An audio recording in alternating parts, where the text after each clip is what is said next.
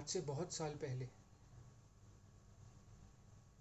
जहाँ मैं खड़ा हूँ यहाँ से कुछ किलोमीटर ही दूर, यहीं की कहानी है ये कहानी है हमारे शहर दिल्ली की। ये कहानी है हज़रत निज़ामुद्दीन औलिया महबूब इलाही की। अब एक शख्स, एक इंसान एक दूर दराज गांव से दिल्ली आते हैं काम की तलाश में, या फिर आप ये भी कह सकते हैं कि उन्हें दिल्ली आना पड़ता है काम की तलाश में, क्योंकि कंधों पर बोझ है उनका। 2 जवान बेटियों की शादी का बोझ है उनके कंधों पर। अब वो दिल्ली आते हैं, जगह जगह काम ढूंढते हैं, बट उनको नहीं मिलता। बाल उनके पक चुके हैं, शरीर में अब इतनी जान नहीं है, चेहरे पर झुर्रियाँ भी नज़र आ रही हैं, लेकिन बोझ तो है ना कंधों पर।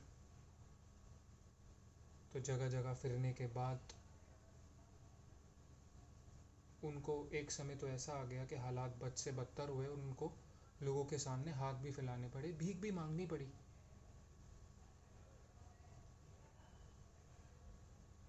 तो किसी एक समझदार शख्स ने बोला कि तुम हज़रत निज़ामुद्दीन औलिया की खानका में क्यों नहीं जाते, वो कभी किसी को खाली हाथ नहीं मोड़ते। उन्हें सलाह अच्छी लगी, वो भी चले गए खानका में। और जब उनके दीदार हज़रत से हुए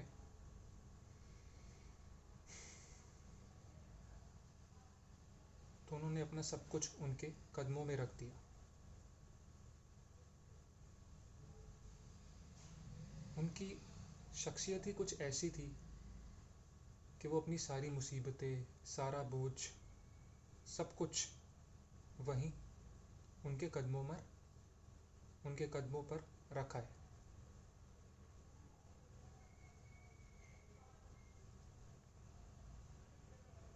और खानका में दिन, हफ्ते, महीने कब बीत गए पता नहीं चला। और जैसे जैसे दिन बीत रहे थे, उस इंसान की जो एक टेंशन थी, जो चिंता थी, वो बढ़ती जा रही थी।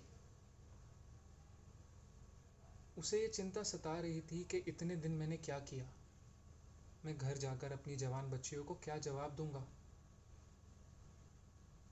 वो तो इसी उम्मीद के साथ घर बैठे हैं कि उनके वालिद, उनके पिताजी दिल्ली गए हैं कमाई करने, और आकर धूमधाम से हमारी शादियां कराएंगे।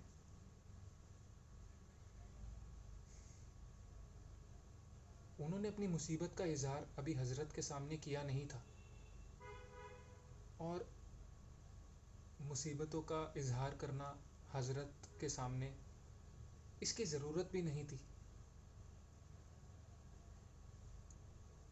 तो एक दिन उन्होंने हज़रत निज़ामुद्दीन औलिया से जाने की इजाज़त मांगी। हज़रत मुस्कुराए और बहुत ही कोमलता से बोले, मेरे पास तुम्हारे को देने के लिए ज़्यादा कुछ नहीं है, मगर फिर भी आप कुछ मिनट यहीं रुके।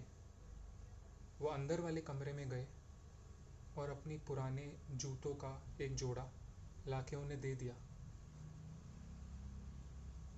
वो शख्स कुछ बोल नहीं सका, मगर अंदर ही अंदर उसको एक चिंता सता रही थी कि मैं अब ये 2 जूते, जो बहुत ही अच्छी हालत में भी नहीं हैं,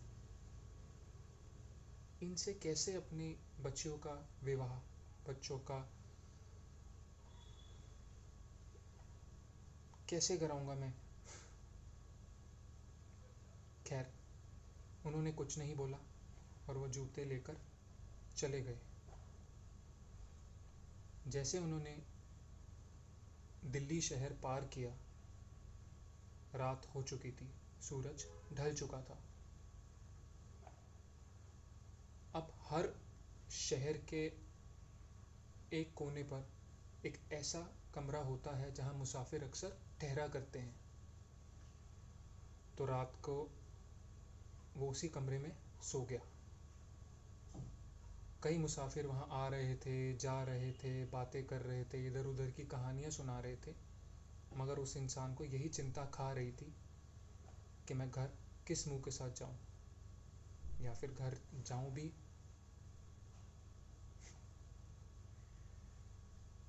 तो तब वहाँ पर आए अपनी पूरी पलटन के साथ, पूरी टोली के साथ, अमीर खुसरो, जिन्हें तूतिए हिंद भी कहा जाता है।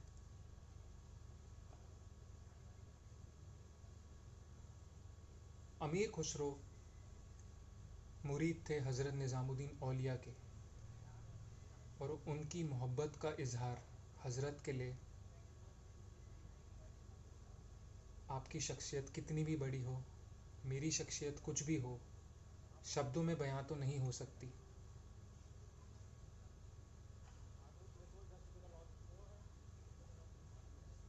तो वो जब अपने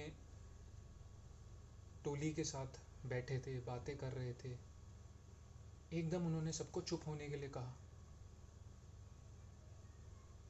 उनको कहीं से एक खुशबू आ रही थी, जानी पहचानी।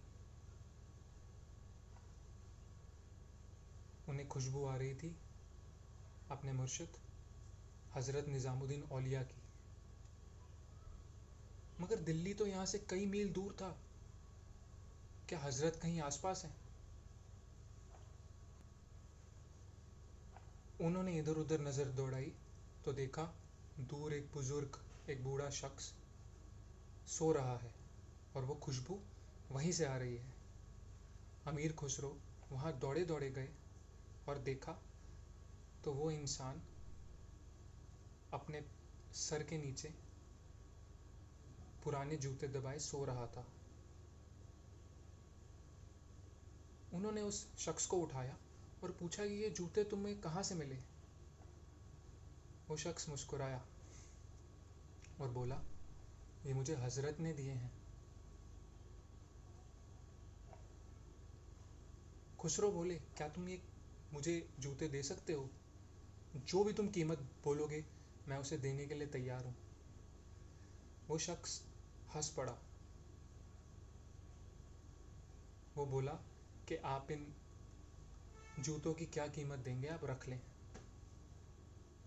अरे नहीं नहीं, तुम बताओ तो सही, तुम्हें क्या कीमत चाहिए? जब बातचीत कुछ सीरियस होने लगी तो उन्होंने कहा, आंखों में आंसू थे उनके, और उन्होंने कहा कि मेरी 2 बच्चियां जवान हैं, मैं बस आपसे इतनी सी मदद चाहता हूँ कि आप मुझे इतने रुपए दे दें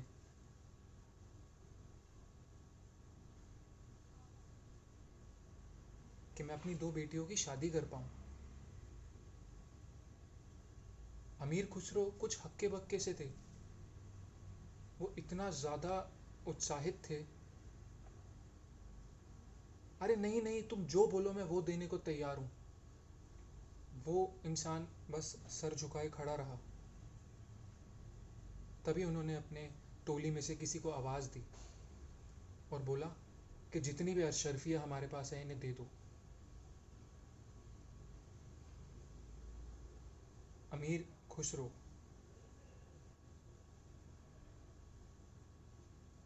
किसी दूसरे शहर से एक मुशहरा जीत के आ रहे थे, और उनके पास लगभग 7 लाख सोने की अशरफियाँ थी, जो सब उसने उस इंसान को, उस शख्स को दे दी, और उस इंसान का, उस शख्स का कंधों का बोझ हल्का कर दिया।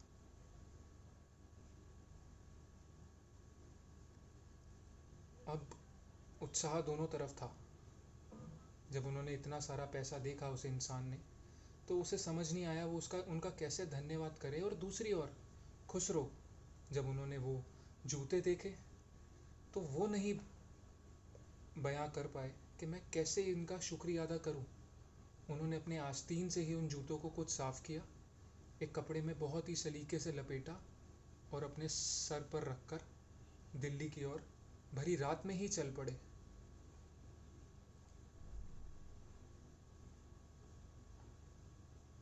सुबह जब हुई तो सीधा वो हज़रत निज़ामुद्दीन की खानकाह में पहुँचे और वहाँ पे हज़रत उन्हें देखकर बहुत खुश हुए।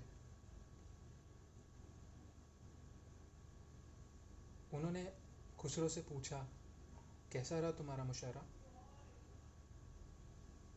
तो उन्होंने बताया कि मैं जीत के आया और मुझे एक बहुत ही अच्छा इनाम मिला। हज़रत ने पूछा, तो फिर तुम मेरे लिए क्या लाए हो?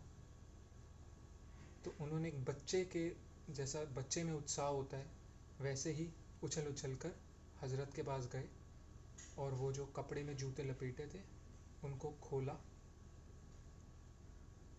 और हज़रत को पहनाया।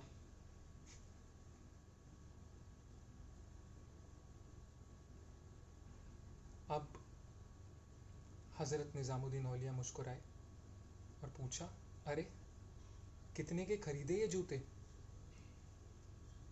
तो खुसरो ने उनके कदमों की तरफ देखते हुए बोला कि मैंने इसकी 7 लाख अशरफियाँ दी हैं।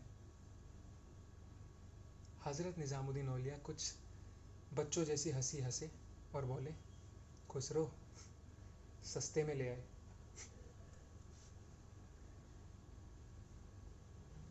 तो खैर, आपने वो कहानी सुनी है जिसमें भगवान बुद्ध अपने एक भिक्षु को एक पत्थर की कीमत जानने के लिए इधर उधर भेजते हैं? नहीं सुनी? कभी और सुनाऊंगा। शुक्रिया।